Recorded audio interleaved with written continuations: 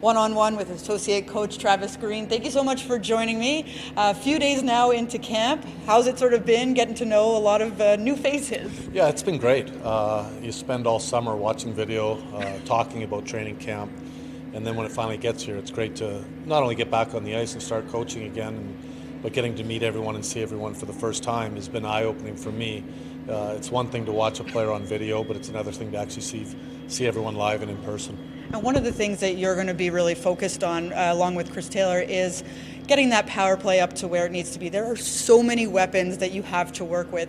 What have you seen from looking at video from last year, and maybe things that you're thinking about implementing to help bring it up? Well, I think there's little tweaks that we can do to improve it. I thought they took a jump last year, and you know, there's not, when you're talking about a percent or two, what it changes in your ranking is not a big deal.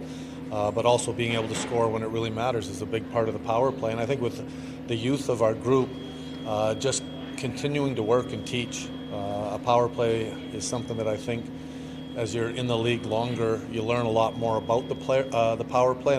And we've added some players that are going to help as well. And you know, not just the first unit, but the second unit as well. What has it sort of been like getting to know a lot of these young kids, these, you know, on this team in their early 20s, making impacts in the league the way that they are?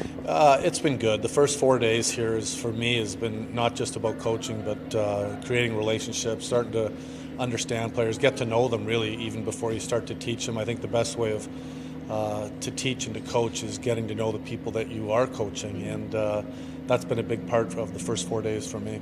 And when it comes to implementing the games, when they're going to be playing, what is it that you hope you see in terms of the jump that this team can take, you know, regardless of what happened last year? Well, I think that's the big part of a young team improving.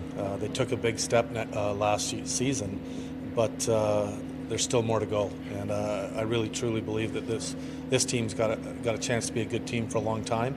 But it still needs to improve, and that's our job, is to continue to improve players, not only on ice performance, but how they think the game and how they're going to win.